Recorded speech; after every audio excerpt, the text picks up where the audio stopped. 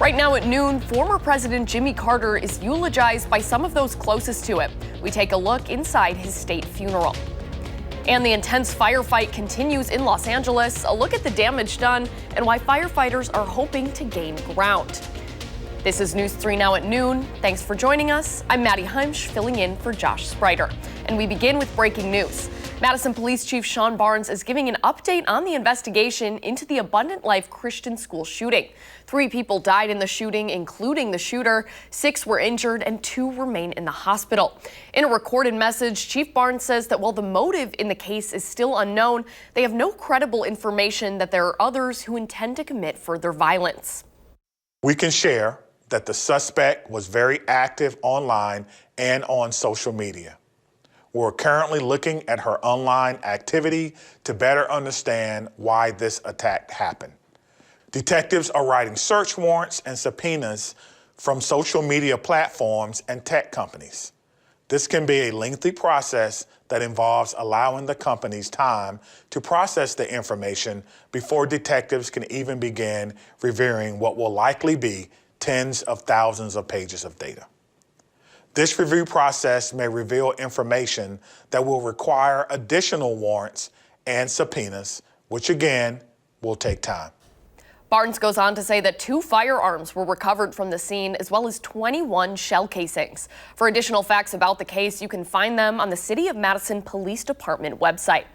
And happening today, community members will have another chance to dine in support of the Abundant Life Christian School shooting victims. 2 Texas Roadhouse locations will host a fundraiser. They're the ones near Westtown and Easttown malls. 100% of the proceeds will go towards the school. This comes after Culver's hosted a fundraiser Monday, which saw hours-long lines in multiple locations. Americans are observing a national day of mourning as the life of former President Jimmy Carter is celebrated in a state funeral and he's laid to rest. The 39th president is being remembered not only for his service in office, but also for his extraordinary service to the world after leaving office. Natalie Brand has more details from Washington, D.C. Former President Jimmy Carter's flag-draped casket left Capitol Hill for the last time, arriving at Washington National Cathedral this morning for his state funeral. With faith in Jesus Christ, we receive the body of our brother James for burial. Among the 3,000 special guests, every living president. There's an old line to the effect that 2 presidents in a room is one too many. Carter's friendship with his predecessor, President Gerald Ford, was highlighted by Ford's son, who read the eulogy his father wrote before he died. Now, I didn't like it, but little could I know that the outcome of that 1976 election would bring about one of my deepest and most enduring friendships. Carter's vice president, Walter Mondale, who died in 2021, also left a message about their time in office. The personal relationship we established while in office continued throughout our life. Carter's service is the 5th official national funeral for a president held here. The dean of the National Cathedral says an occasion like this brings together both sides of the political aisle, something Carter would have appreciated. The 39th president now heads to his hometown of Plains, Georgia, where he will be laid to rest next to his wife of 77 years, Rosalind. Natalie Brand, CBS News, Washington. There will be a service in Georgia at the Baptist Church where he spent decades as a Sunday school teacher before his burial service at his home in Plains, Georgia. The U.S. Postal Service will not deliver mail today due to the presidential declared National Day of Mourning. The U.S. Supreme Court, stock market, and government offices will also be closed. The Sauk County Sheriff's Office is reviving its investigation into a person gone missing back in 1977. Police say on September 16th of that year, Robert Louis Christian drove from Madison to Baraboo to meet up with a friend to go bow hunting. They say he never arrived at the friend's house. Christian was last seen wearing blue jeans with a flannel shirt. He would often hunt in an area near the border between Sauk and Columbia counties. His car, a 1977 AMC Hornet, was found abandoned at a radio tower site. Turning to the weather now, First Warn meteorologist Blaze Keller has a look at your certified most accurate forecast. Hey, Blaze. Hello, it's beautiful outside. Plenty of sunshine, a little bit of cloud cover is expected to move in as we go further into your Thursday, leading to maybe a snow chance here by the end of the weekend. We're at 25 in Madison as well as in the Dells, 24 Camp Douglas, 27 in Platteville as well as in Janesville. We're at 26 in Watertown. Overall, pretty similar temperatures across southern Wisconsin. So those winds have died down just a little bit, but we are beginning to watch as some clouds are beginning to move in out of Minnesota, out of Iowa as well. And that's going to continue as we head throughout the rest of your Thursday. Future track is going to walk us into the afternoon.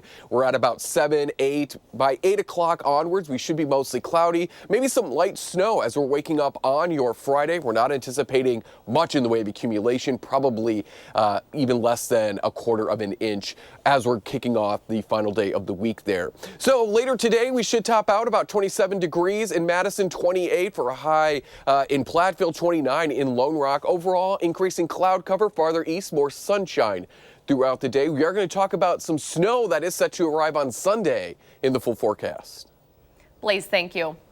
Right now, firefighters in Los Angeles continue to battle 5 wildfires with only one of them under control. The fires have claimed at least 5 lives and destroyed thousands of homes and businesses.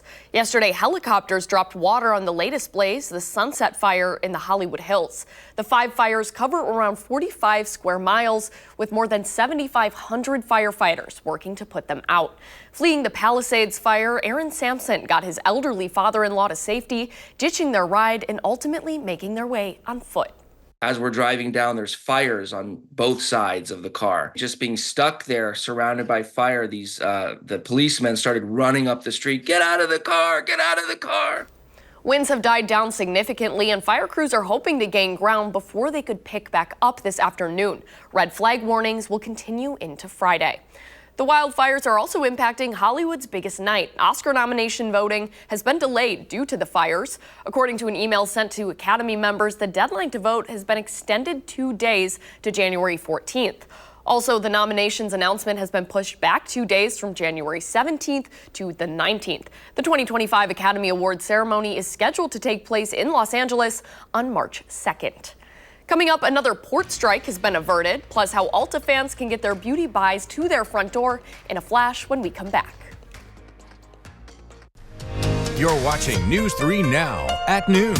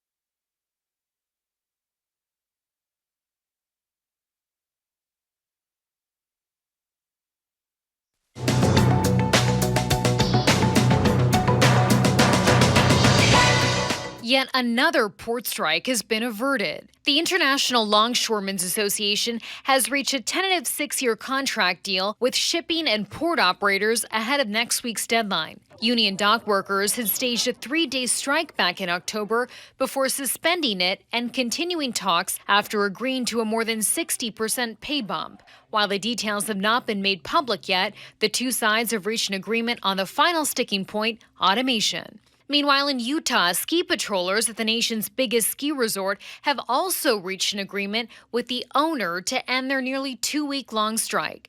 The ski patrollers had sought a pay increase due to the cost of living in the affluent resort town of Park City. Union members will vote on ratification of the contract today. Both sides released a statement saying they look forward to restoring normal resort operations and moving together as one team. And now, Ulta fans can get their beauty buys to their front door in a flash. The cosmetics and salon chain is just one of the latest retailers to join Instacart, the online delivery app. Ulta Beauty is also offering customers $10 off $50 orders through January 26 to celebrate the new partnership. That's your CBS News Money Watch report. For more, log on to cbsmoneywatch.com. At the CBS Broadcast Center, I'm Chanel Call.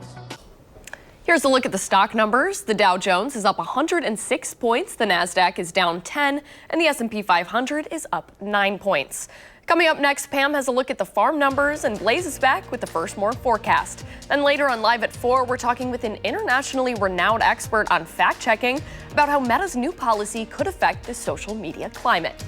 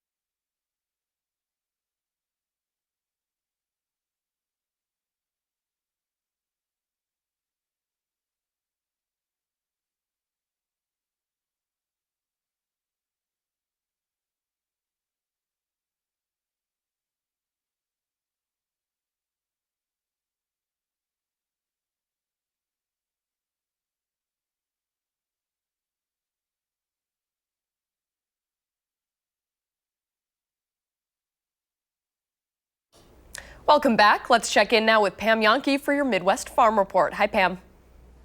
Hey, Maddie, good to have you with us. Yeah, and good to have a new face that's taking over being ambassador for fairs in Wisconsin, including the Wisconsin State Fair. It happened last night at the Wisconsin Fair Association, kind of capped off their annual convention up in Wisconsin Dells at the Chula Vista Resort. Take a look at the 5 finalists out of 33 that were competing that made it to the final round of the reception, the interview process, the presentations. Congratulations to those 5, including Maria Lee, representing Ozaukee County. Also had Megan Salentine from Kewaunee County, Aubrey Bailing from Wisconsin Valley Fair, Tori Havlick from the Wapaka County Fair, Sammy Rake, Lodi Agricultural Fair, and Fia Com from St. Croix County Fair. In the end, it was the young lady, a 21-year-old from Kewaunee County, that was selected as the 2025 Fairest of the Fair. Megan Salentine, she is currently a student at St. Norbert College, where she is studying elementary education and language arts. She's very active on campus as well as in the community. She started exhibiting at the Kewaunee County Fair when she was in kindergarten as a clover bud through the 4-H program, and found her passion first was sewing, knitting, leathercraft, and later on she branched out to exhibiting livestock. She will now assume responsibilities as Wisconsin's Fairest of the Fair. That means she's literally going to be trying to travel across the state, visiting every county fair in Wisconsin, acting as its welcome ambassador, and then heading to the Wisconsin State Fair at State Fair Park in West Hollis, again to act as the official ambassador. Congratulations again, Megan Salentine. She is 21 years old from Kewaunee County. Her parents are Josh and Jenny, and everybody in Kewaunee County proud of that young lady. And congratulations to all of the finalists, all 33 of the applicants that were involved in that process. It's really quite lengthy. They start the interview process on Sunday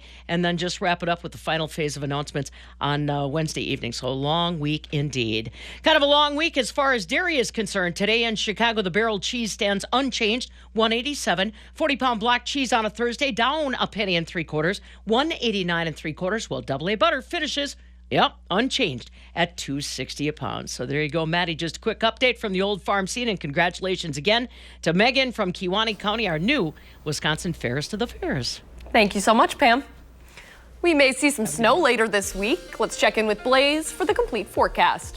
That's right. We're looking at 2 chances here, at least in the immediate future. Some snowflakes falling on your Friday morning. Not expecting much in the way of totals. We talked about that at the top of the hour here. But the bigger system, and possibly our heaviest snow of January so far, is set to arrive on Sunday. So that's going to be the one that we're going to be watching. And it's going to be a clipper system. So it's going to be bringing more of that kind of powdery, fluffy snow as it comes out of the northwest. But unlike the yellow path, which is kind of the ideal path that we really want, for accumulating snow here across central and southern Wisconsin, latest trends continue to keep this low pressure system's path more north and east. That doesn't mean that we won't get snow here across central and southern Wisconsin, but a lot more of that snow is likely going to fall across northern Wisconsin, the UP, and then into southern Canada. So watch as Future Track brings this system out of the northwest as we go into your Saturday night. By Sunday afternoon, the center of that low pressure system somewhere here. So a lot more of that moisture is going to be falling, turning over to snow across northeastern parts of Wisconsin, the UP, as I said, and then southern Canada. We'll still be dealing with some snow, but because a lot more of that moisture is further north, we don't get to get a lot of that accumulation that maybe some of us want as we continue to make our way through January.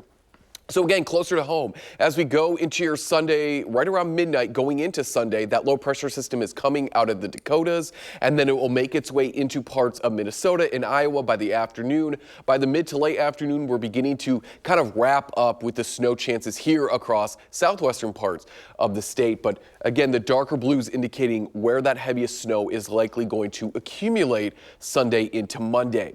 And I mentioned that we're looking at the trends because that's most likely what's going to happen. We don't necessarily look at one model run and kind of take that verbatim. We look at what the model is seeing as we get closer and closer to now Sunday. And the model trends continue to push it north and eastward. So likely we're going to watch as this system probably stays north of bringing us here across central and southern Wisconsin the real accumulation. But if that were to change, we'll keep you updated. And by real accumulation, we're looking at maybe 1 inch to 2 inches, maybe upwards of 4 inches there across parts of northeastern Wisconsin. Here across southern and central Wisconsin, looking at maybe 1 inch at best. If we were to get 1 inch of snow at this point, that'd be the most snow we've seen all month. We usually pick up over nearly 14 inches of snow throughout the entire month of January. So over 1 foot of snow is kind of what we totally accumulate here in the Madison area. Over the last few years, we've certainly gotten over that back in 2024, 2023. Weren't quite there back in 22, but 2021 and 2020, we certainly got over that 13.7 total accumulation. So far this month in the Madison area, we haven't even accumulated actual measurable snow. It's still technically a trace amount of snow. So we got a lot of ground to make up, and certainly we could. We're not even halfway through the month yet, but that just goes to show you it has been a cold but not snowy January here. We're looking at the 20s today, increasing cloud cover. Let's take a look at that 7-day forecast. Again, some light snow Friday morning. Probably will maybe cause some minor headaches for your morning commute on Friday, but then we look towards Sunday as our next chance for snow, and then maybe some lingering snowflakes into that following Monday. But really, Maddie and folks at home, we just continue to remain cool and quiet, which again is going to be great for our area folks who want to get out on the lakes, whether it's walking, fishing, or ice skating, because the lack of snow is really going to keep that ice thick. Hoping for some of that snow. Thank you, Blaze. Yep. Coming up next, Howard shows us a new way to cut ingredients in the Mr. Food Test Kitchen. If you're like me, it's almost impossible to eat soup, chili, or stew without having some kind of bread to dunk in them. And nothing is better than freshly baked biscuits. That way, we can get every last drop. To make them, we start by mixing some flour with baking powder and baking soda, a bit of salt, and a little sugar. After it's mixed, we cut in some shortening and cold butter. If you've never cut shortening or butter into dry ingredients, you do it with a pastry cutter, like this one, or you can use a couple of forks. The idea is to create a coarse crumb mixture, so you end up with biscuits that are super flaky. Now we stir in some buttermilk and mix this until the dough is moist. We roll this out until it's about a ½ inch thick, and with a biscuit cutter or drinking glass, we cut out circles and put them on a tray and bake them off. That's it. In minutes, when they're golden, they're ready to serve.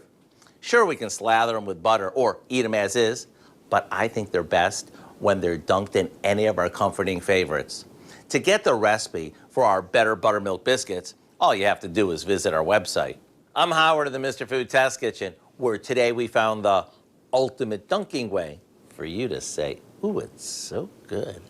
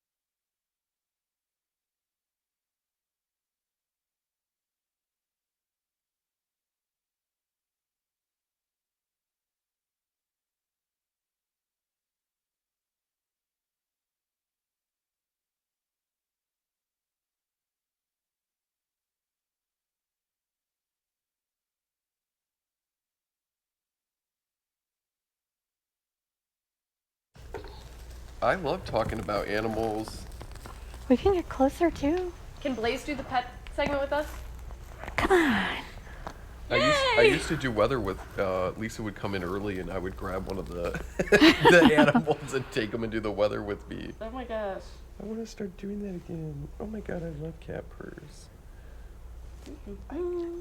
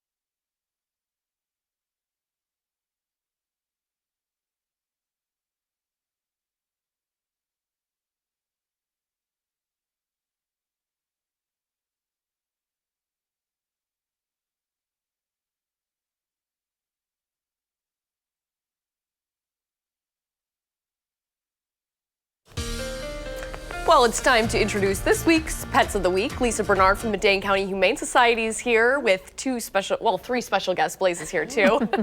Who do we have here today, Lisa? So I have Mike, and Blaze has Ike.